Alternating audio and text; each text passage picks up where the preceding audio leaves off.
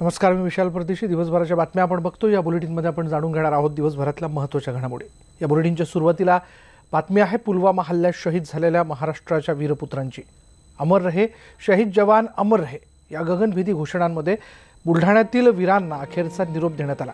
चीड, संताप, अतीव दुःख, हतबलता अशा भावनांच्या कडेलोटात हुतात्म्यांना अखेरचा निरोप देण्यात आला। 14 नोव्हेंबरला जैश ए मोहम्मदच्या दहशतवाद्यांनी अवंतीपुरामध्ये केलेल्या भ्याड हल्ल्यामध्ये सीआरपीएफचे 42 जवान शहीद झाले। या हल्ल्यात बुलढाण्याच्या 2 सुपुत्रांना वीरमरण आलं। मलकापूरचे संजय राजपूत आणि लोणारचे नितीन राठोड यांनी देशासाठी प्राण अर्पण केले। या दोन्ही वीरपुत्रांवर त्यांच्या मूळ गावी अंत्यसंस्कार करण्यात आले।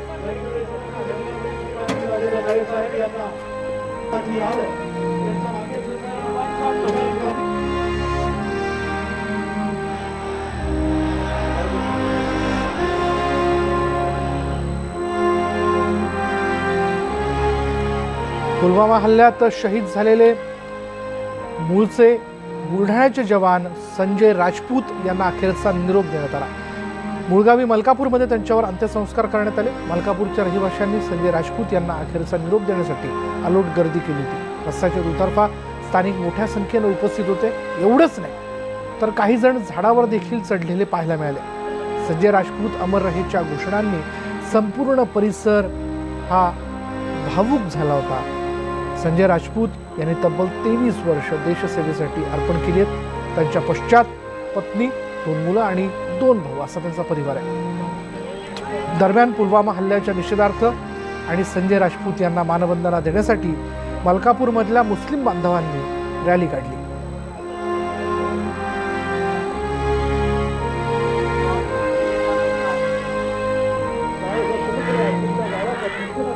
तर मलकापूरच्या संजय राजपूत यांच्याप्रमाणेच देशासाठी प्राण अर्पण करणारे बुलढाण्याचे दुसरे सुपुत्र म्हणजे नितीन राठोड।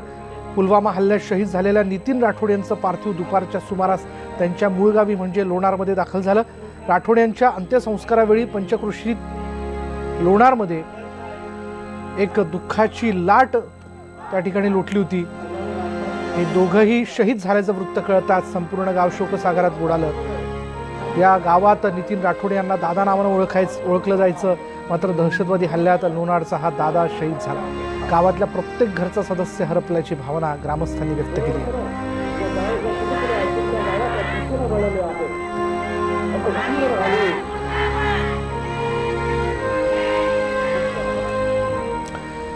पुलवामा मधल्या हल्ल्यात शहीद झालेल्या पाटण्यातल्या जवानांना आज अखेरचा निरोप देण्यात आलेला आहे। वीरपुत्राला अखेरचा निरोप देण्यासाठी स्थानिकांनी मोठी गर्दी केली होती।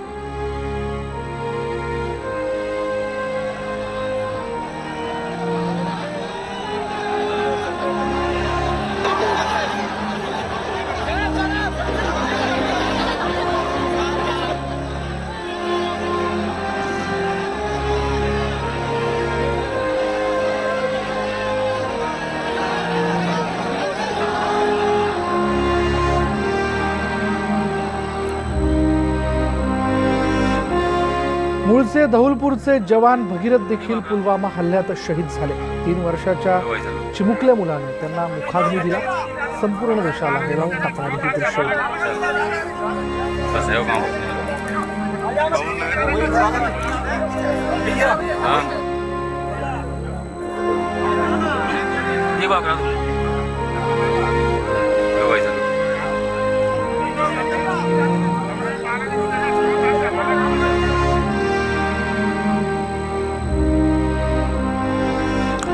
राजस्थानमध्ये देखील पुलवामा हल्ल्यातील जवानांना अखेरचा निरोप देण्यात आला। यावेळी उपस्थितांनी शहीद अमर रहेच्या घोषणा दिल्या।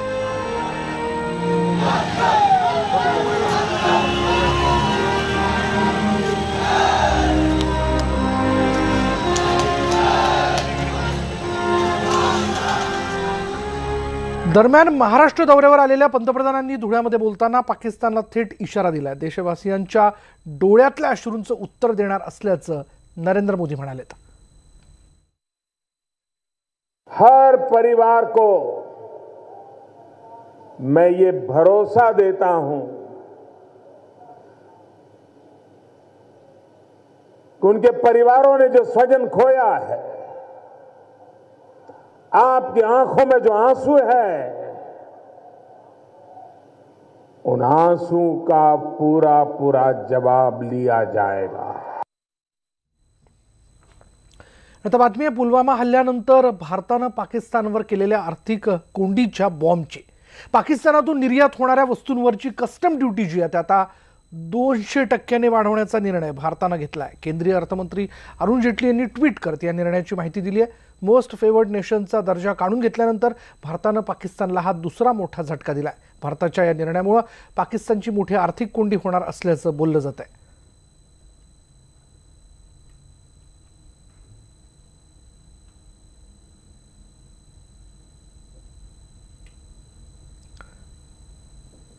पुलवामातील दहशतवादी हल्ल्यानंतर पाकिस्तानची तळी उचलणारे काँग्रेस नेते नवजोत सिंग सिद्धूंची द कपिल शर्मा शो मधून हकालपट्टी करण्यात आली आणि यापुढे या शो मध्ये सिद्धू यांच्या जागी परीक्षक म्हणून अभिनेत्री अर्चना पूरण सिंग छोट्या पडद्यावरती दिसणार आहे। अर्चना पूरण सिंग यांनी ट्विट करून ही माहिती दिली आहे। पाकिस्तान विरोधी देशात संतापाची लाट उसळलेली असताना सिद्धूंनी दहशतवादाला धर्म अथवा देश नसतो, त्यामुळे पाकिस्तानशी चर्चेने तोडगा काढावा असं मत त्यांनी व्यक्त केलं होतं आणि त्यामुळे सोशल मीडियावर नेटकऱ्यांनी सिद्धूला चांगलं झोडपून काढलं। तसंच द कपिल शर्मा शोवर बहिष्कार घालण्याचा इशारा नेटकऱ्यांनी दिला होता आणि त्यानंतर सिद्धूंना द कपिल शर्मा शो मधून बाहेरचा रस्ता दाखवण्यात आला। सालों से ये क्यों बंद नहीं हो रहा? इंटरनेशनल कम्युनिटीज के प्रेशर से बंद हो सकता है, डायलॉग से बंद हो सकता है। हमें चिंतन करना चाहिए और इस जड़ तक पहुंचना चाहिए और जड़ को निकाल फेंकना चाहिए और इसके लिए सब इकट्ठे होके, एकजुट होके, एकमुठ होके, इंटरनेशनल कम्युनिटी इकट्ठी होके बातचीत करें और इंटरनेशनल प्रेशर बनाएं। मेरी बात जो होती है ना, उसको डिस्टॉर्ट किया जाता है, एक लाइन बोली जाती है उसमें, उसको पूरी तरह से दिखाया नहीं जाता क्योंकि बहुत लोग भयभीत होते हैं, समझ रहे हो ना, इनसिक्योर भी होते हैं। लेकिन मैंने यही कहा था, जो कल कहा था, आज भी वहीं खड़ा हूं कि आतंकवाद का ना कोई धर्म है, ना कोई मजहब है, ना कोई देश है, ना कोई जात है। और जैसे लोहा लोहे को काटता है, आग आग को काटती है, सांप जब डंक मारता है तो उसका एंटीडोट सांप का विष है, वैसे ही कुचला जाना चाहिए कहीं पे भी। और यही स्टेटमेंट कल थी। पुलवामा हल्ल्याच्या निषेधासाठी नालासोपारा रेल्वे स्थानकावरच्या प्रवाशांनी पाकिस्तान विरोधी घोषणा देण्यास सुरुवात केली। रेल्वे रुळावर उतरून प्रवाशांनी रेल रोको केला। जमाव पांगवण्यासाठी आलेल्या पोलिसांवर यावेळी आंदोलकांनी दगडफेक केली आणि त्यामुळे पोलिसांनी संतप्त जमावावर लाठीचार्ज केला। त्यामुळे पश्चिम रेल्वेची वाहतूक मोठ्या प्रमाणावर विस्कळीत झाली। दिवसभर प्रवाशांचा मोठा खोळंबा झाला। दरम्यान पुलवामातील दहशतवादी हल्ल्याच्या निषेधार्थ नालासोपाऱ्यासह मुंबईतल्या काही भागात बंद पाळण्यात आला। ठिकठिकाणी दुकानं बंद ठेवण्यात आली आणि त्यामुळे बाजारपेठांमध्ये शुकशुकाट होता।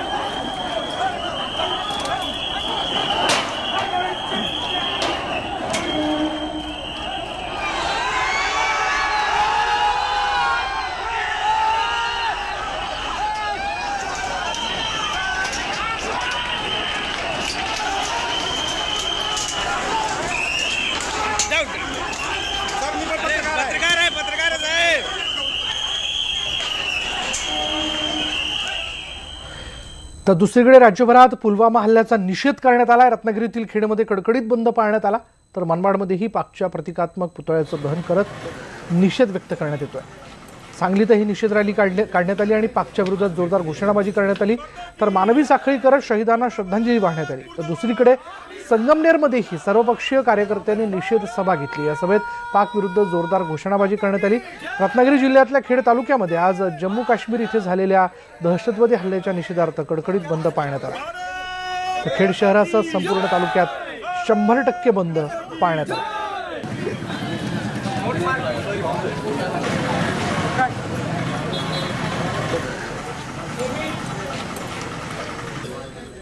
आणि सीमेवरील भ्याड हल्ल्यानंतर युद्धखोर पाकिस्तानला धडा शिकवण्यासाठी भारतानं कंबर कसली आहे. पोखरणमध्ये भारतीय वायुसेनेचा धडकी भरवणारा युद्ध सराव पार पडलाय. बॉम्बगोळ्यांच्या कांठळ्या बसवणारा आवाज, आकाशाचा ठाव घेणारी लढाऊ विमानं, आसमंत भारावून टाकणारे आयुधांचे गगनभेदी आवाज, अशा वातावरणामुळे पाकिस्तानलाही घाम फुटला असेल. Fireballs in the sky to fool any enemy heat-seeking surface-to-air missile or SAM that could be fired at them. The massive ordnance planned for drop. Watch how the bombs glide towards the target.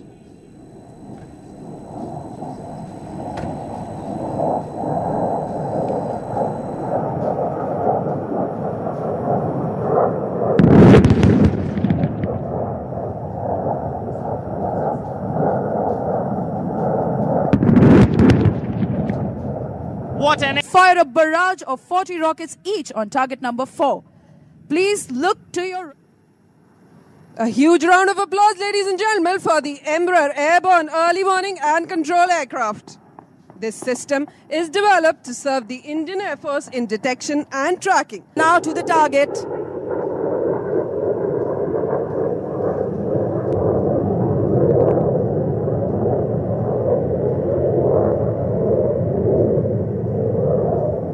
Wait for the impact and explosion.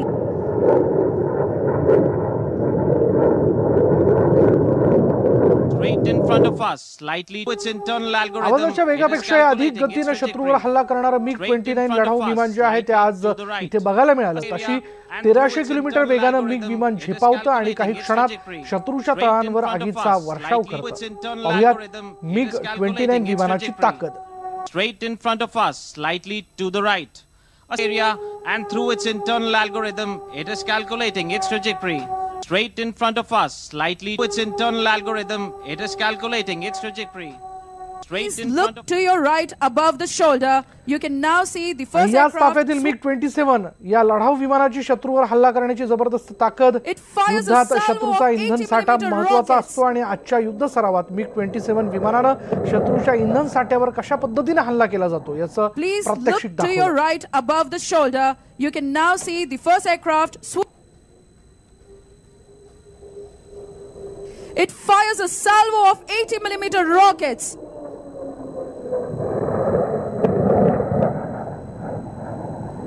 Please look to your right above the shoulder. You can now see the first aircraft.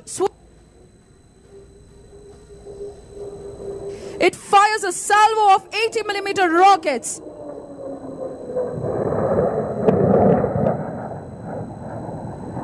Please look to your right above the shoulder. You can now see the first aircraft. तर तिकडे भोपाळमध्ये सीआरपीएफच्या जवानांनी पुलवामा हल्ल्यातील शहीदांना मानवंदना दिली. मेणबत्त्या पेटवून हुतात्म्यांना मूक श्रद्धांजली वाहण्यात आली. हजारो सीआरपीएफ जवान कॅन्डल मार्च मध्ये सहभागी झाले होते. क्लियर कर दीजिए, हो सकता है आपके पीछे कुछ जवान हमारे प्रवेश के लिए बाकी रह गए. आणि याच दृश्यांचं इथे वेळ झाले. ब्रेकची ब्रेक घेऊयात. पहा फक्त न्यूज 18 लोकमत.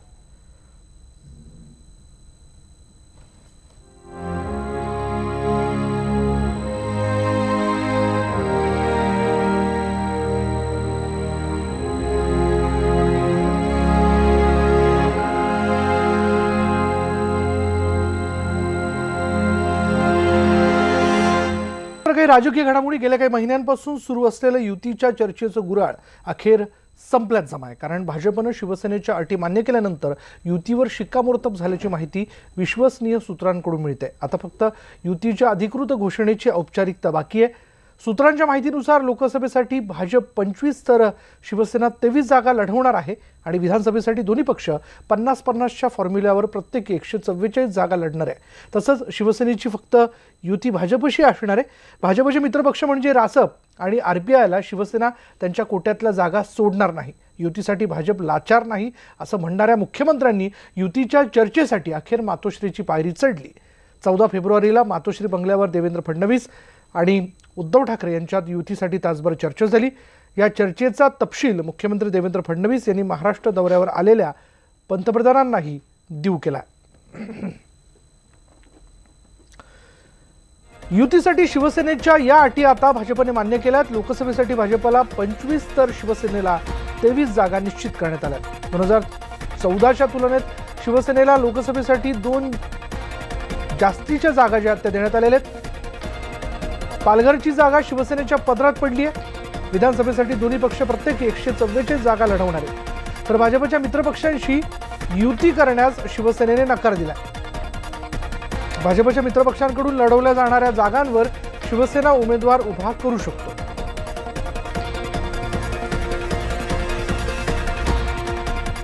राज्यामध्ये भाजप सेनेची युती व्हावी हे भाजपच्या आणि सेनेच्या सर्व कार्यकर्त्यांची इच्छा आहे.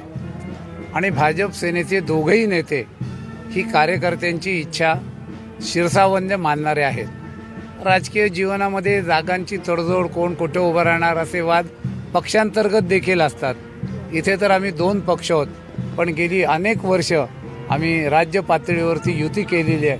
त्यामुळे दोन्ही नेते समजूतदार आहेत, त्यांना अभ्यास आहे. निवडणुकांच्या तोंडावर सुरू असलेल्या राजकीय रणधुमाळीत राज ठाकरे एकटे पडल्याचं बोललं जात असताना त्यांना आपल्या गळ्याला लावण्यासाठी राष्ट्रवादी आणि भाजपमध्ये रस्सीखेच सुरू तर नाही ना, अशी आता चर्चा रंगते. कारण मनसेचा महाआघाडीत समावेश करण्यासाठी अजित पवारांनी राज ठाकरेंची भेट घेतली. तर आज भाजप नेते आणि राज्याचे मंत्री विनोद तावडेंनी कृष्णकुंजवर जाऊन मनसे प्रमुखांशी सविस्तर चर्चा केली. ही भेट राजकीय नसल्याचा दावा विनोद तावडेंनी केलेला असला तरी कृष्णकुंजवरच्या गुफ्तगूमुळे राजकीय वर्तुळात चर्चांना चांगलंच उधाण आलंय.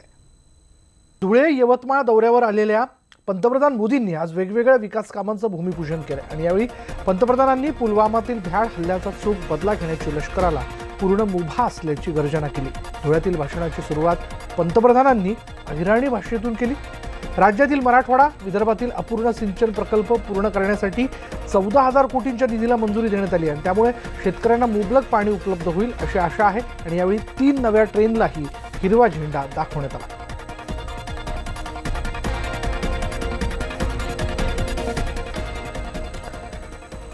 पुढे आपण बघणार आहोत बातमी पंढरपुरातून. माघी एकादशी निमित्त विठ्ठल रखुमाईच्या दर्शनासाठी लाखो भाविक पंढरपुरात दाखल झालेत. विठ्ठलाची नित्यपूजा मोठ्या भक्तिभावानं पार पडली. दर्शन रांगेतील भाविकांसाठी मंदिर समितीच्या वतीने 24 तास स्वच्छ आणि थंड पाण्याचा पुरवठा करण्यात येतोय.